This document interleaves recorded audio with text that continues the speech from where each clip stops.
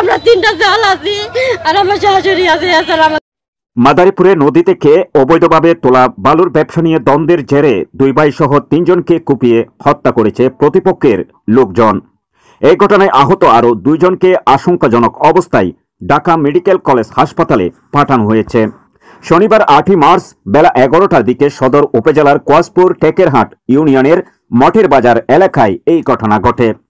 হত্যাকাণ্ডের পরপরই নিহতদের বসতবাড়ি আগুন দিয়ে পুড়িয়ে ছাই করে দেওয়া হয়।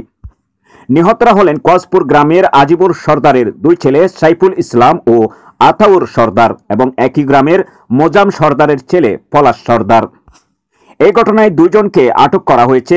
এলাকায় পুলিশ ও সেনাবাহিনী মোতায়েন রয়েছে। পুলিশ ও প্রত্যক্ষদর্শীরা জানান, দীর্ঘদিন ধরে সদর উপজেলার কোয়াসপুরে কৃতিনাশা নদী থেকে অবৈধভাবে বালু উত্তোলন করে আসছিলেন ইউনিয়ন স্বেচ্ছাসেবক লীগের সাংগঠনিক সম্পাদক সাইফুল সর্দার। এ নিয়ে দ্বন্দ্ব হয় একই এলাকার শাহজাহান খানের সঙ্গে। এর জেরে কোয়াসপুর সর্দারবাড়ি জামে মসজিদের সামনে একা পেয়ে সাইফুলের উপর হামলা চালায় শাহজাহানের লোকজন। খবর পেয়ে সাইফুলের দুই ভাই অলিল ও আতাউর সহ প্রতিবেশীরা এগিয়ে আসেন। পরে মসজিদের ভিতর প্রবেশ করে নিজেদের আত্মরক্ষার চেষ্টা করেন সাইফুল ও তার ভাই আতাউর। এ সময় মসজিদের ভেতরে ঢুকে তাদের দুই ভাইকে কুপিয়ে হত্যা করে হামলাকারীরা। কুপিয়ে গুরুতর জখম করা হয় তাদের আরেক ভাই অলিল সর্দার সহ তাদের পক্ষের পলাশ সর্দার ও তাজেল হাওলাদারকে। মসজিদের মধ্যে ঢুকা তেল বাইরে কবাই মাইরা লাইছে। কোনো দুই ভাই কোনো চেহারা নাই কে এই জনের আগে হাতে পার আকমক সব কাইটা লাইছে। মুন্সি কুমারীর মেন কো সবাই ওই যে হ্যাঁ গো একটা ব্যবসার লিগে একটা ইয়া ছিল, যে যাদের ব্যবসা ছিল হ্যাঁ গো হেল লিগা এই দলাদলি কইরা না তোলা একসাথে যাইয়া সাইফুলের বাড়ি হঠাৎ করে উৎখাত করার পরিকল্পনা করছে। অনেক পরিকল্পনা আজকে অনেক দিন ধরে চলতেছে, এতদিন পারে নাই।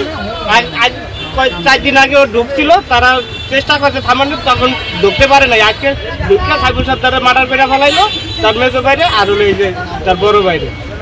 এগুলার আমরা সঠিক বিচার চাই, আমরা জানি সঠিক বিচার পাই, সেই দিকে সবাই সহযোগিতা করবে। না আমরা কিছু না ভাই, আমার কোনো পুলিশ না হে ফলে তোরে সে আসে চাঙ্গা থেকে ইট থেকে সারা থেকে আর 3 ভাই মসজিদে ঢুকছে, মসজিদে যাইয়া চেনে নাই তা আমাকে বাড়ি চেনে নাই, আমাকে বাড়ি ঘরের পালা আসলে 3টা গরু লেগা 2টা চালু দিয়েছি, সে ধরে খালি পানিতে নিবেছি বালতি 200 মানুষ আছে।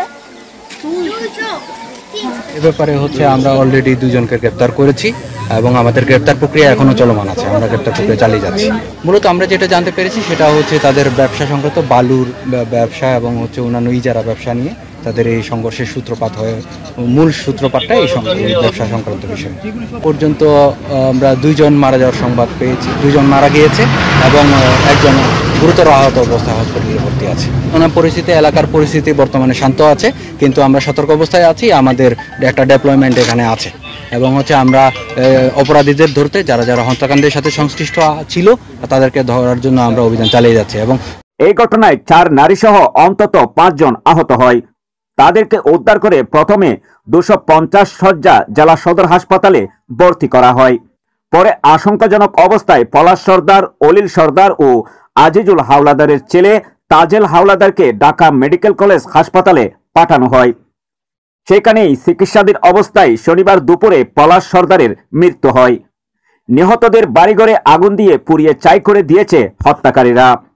এই ব্যাপারে মাদারীপুর সদর থানা পুলিশের ভারপ্রাপ্ত কর্মকর্তা মোহাম্মদ মুকসেদুর রহমান জানান, বালুর ব্যবসা দ্বন্দ্বের জেরে 2 ভাইকে কুপিয়ে হত্যা করেছে প্রতিপক্ষের লোকজন।